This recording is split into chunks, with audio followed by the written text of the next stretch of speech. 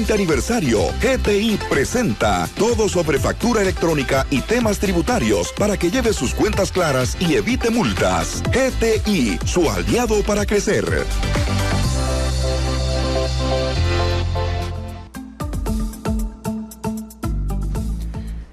12 del mediodía con 9 minutos. Continuamos en esta segunda emisión de Noticias Monumental, ahora con la sección de GTI, la factura electrónica confiable, que cumple este año 20 años de su fundación.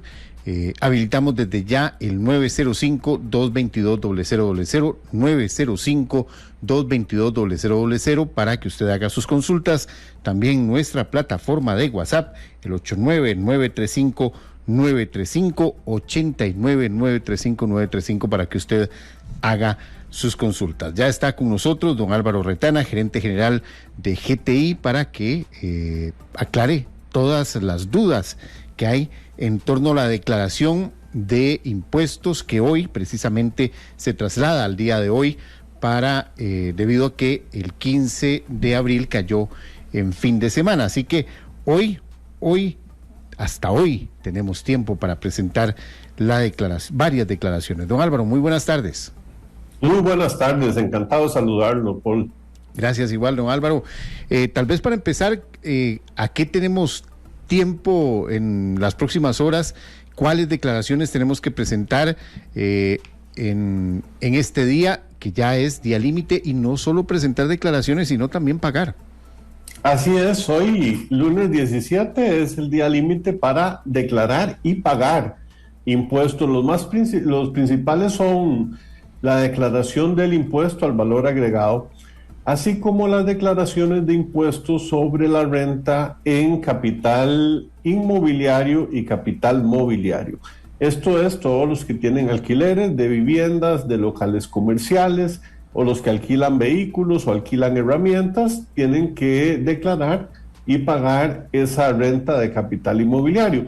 Y hay otras declaraciones menos frecuentes, como las de retenciones en la fuente, que deben presentarse el día de hoy, y algunos otros impuestos solidarios. Sobre ese punto y este último punto, don Álvaro, ya tenemos una pregunta de don Fernando Orozco sobre la declaración del impuesto solidario para el fortalecimiento de los programas de vivienda. Él nos pregunta cómo se calcula el impuesto a las casas de lujo y cómo saber si hay que pagarlo o no. Este impuesto de las casas de lujo está establecido y es una fórmula, porque hay una base a partir de la cual hay que pagar el impuesto y luego viene un porcentaje. Lo mejor es consultar con el contador para que él le haga el cálculo. Ellos tienen mucha experiencia, o si no, buscar en el Ministerio de Hacienda las declaraciones correspondientes. Ahí están todas las tablas de porcentajes e impuestos y los límites que corresponden a las viviendas de lujo, cosa que van actualizando todos los años. Entonces, cada año, a principio de año, emiten generalmente una nueva tabla donde revisan la base y revisan las tasas y los montos a partir de los cuales hay que pagarlos, y esto lo hacen para todos los tipos de impuestos. Don Álvaro, nos pregunta don Isaac Granados, para empresas inactivas, si me pueden indicar qué declaraciones se realizan. Digamos, si yo tengo una empresa inactiva, no necesariamente tengo que presentar estas declaraciones el día de hoy. Hay otro tipo de declaraciones que ya también vamos a hablar sobre las declaraciones de las sociedades inactivas. Es correcto, la sociedad inactiva básicamente no tiene ingresos.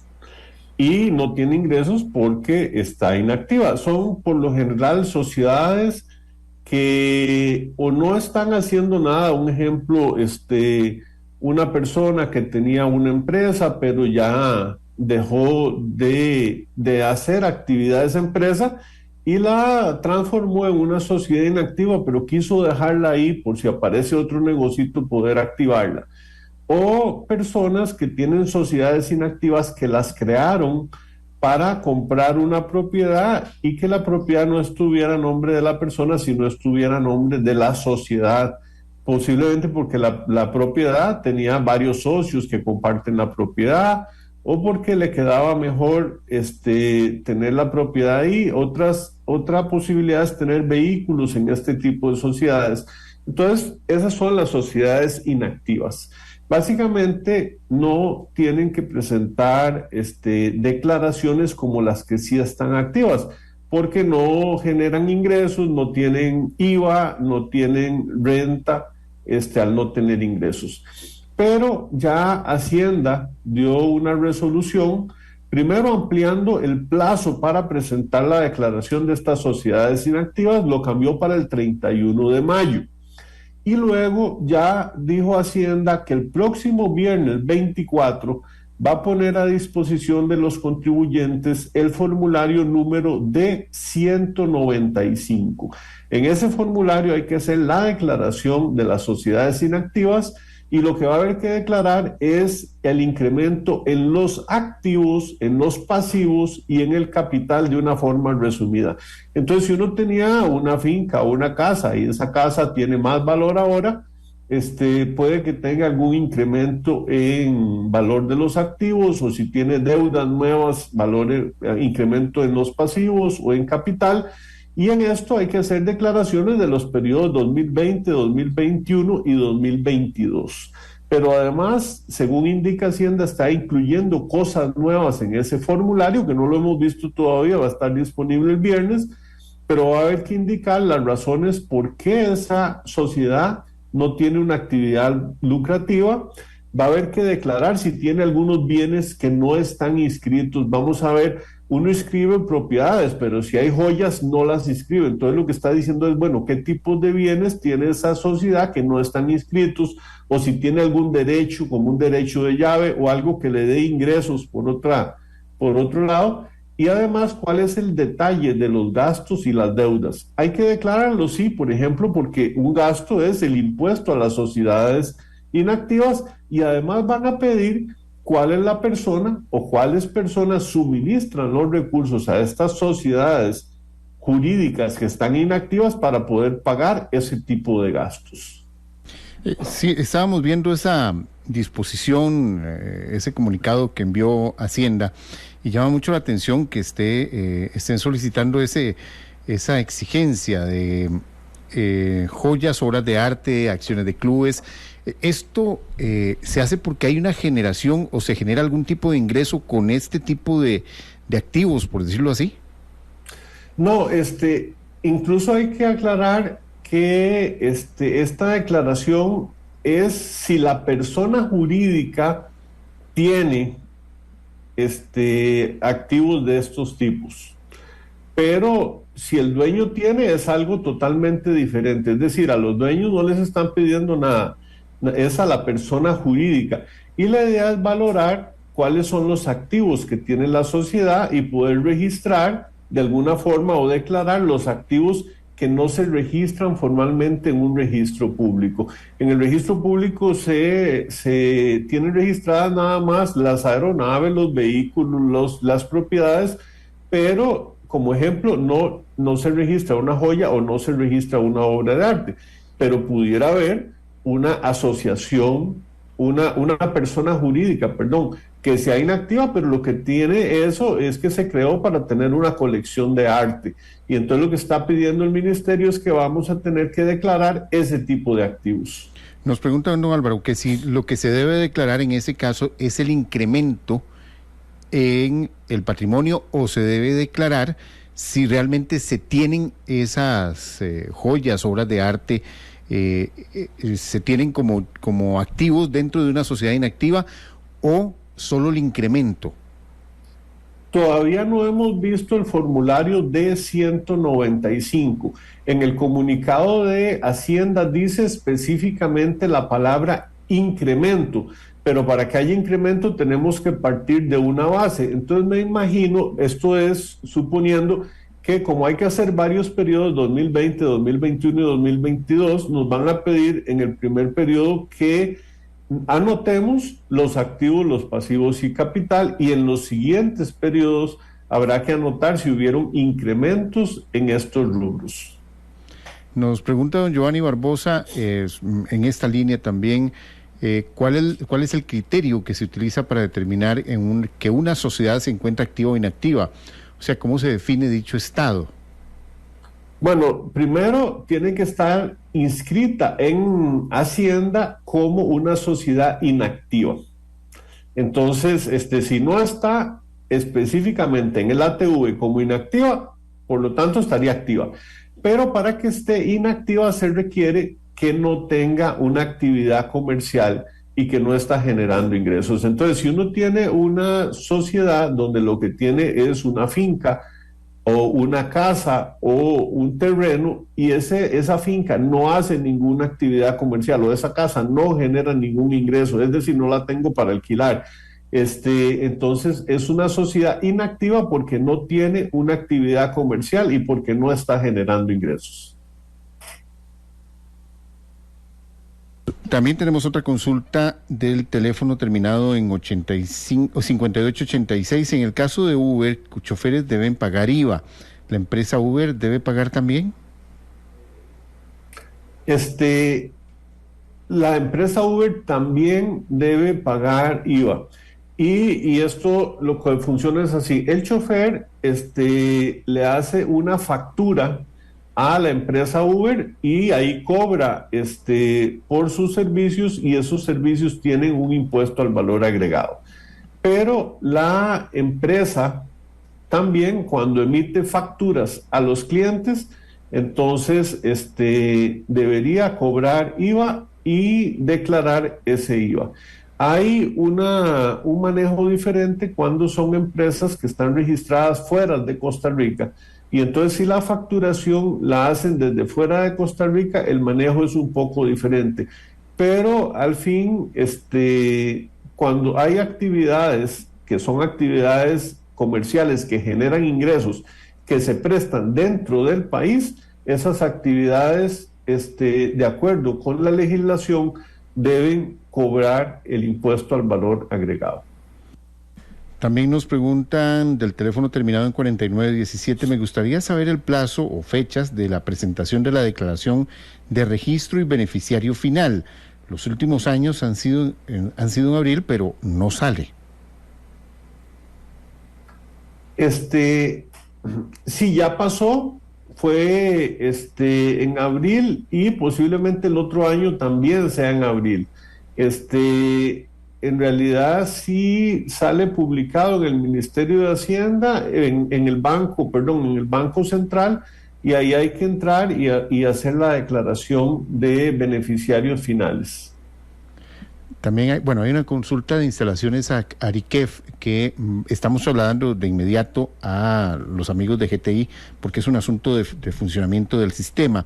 Nos pregunta Giovanni Santamaría de San Ramón, una consulta, ¿debe la Iglesia Católica y otras presentar declaraciones, pagar impuestos y más aún estar inscritos en Hacienda? Depende, hay una legislación que indica qué tipo de organizaciones están exentas de los impuestos y qué otras no. Entonces, si esa organización, que puede ser una organización sin fines de lucro, está en esa lista de exonerados, no debe presentar declaración y no debe pagar impuestos. En este caso, las organizaciones religiosas no presentan declaraciones porque lo que tienen no se considera un ingreso, son donaciones, excepto que esta organización sin fines de lucro tenga actividades que son comerciales. Entonces, si tenemos una iglesia, no importa el tipo de religión, pero esta iglesia hace una feria o pone una tienda para vender artículos y de esos artículos ya se salen de la actividad principal, por esa actividad secundaria sí tiene que presentar y declarar como si fuera una persona normal. Y estar inscrito, además. Además tiene que inscribirse. Perfecto. Nos pregunta Patricia Artavia desde Punta Arenas, si desinscribí mi sociedad en el Registro Nacional, ¿debo declarar sobre las sociedades inactivas? No, si ya está desinscrita, la sociedad, por decirlo así, es como una persona que ya falleció, ya no existe jurídicamente y entonces ya no tiene personería, ya no tiene cómo declarar. Punto muy importante, porque mucha gente lo que hace no es desinscribirlas, sencillamente las deja ahí estar prácticamente sin movimiento. Nos pregunta Roberto Gamboa, ¿qué pasa si uno no reporta esos activos?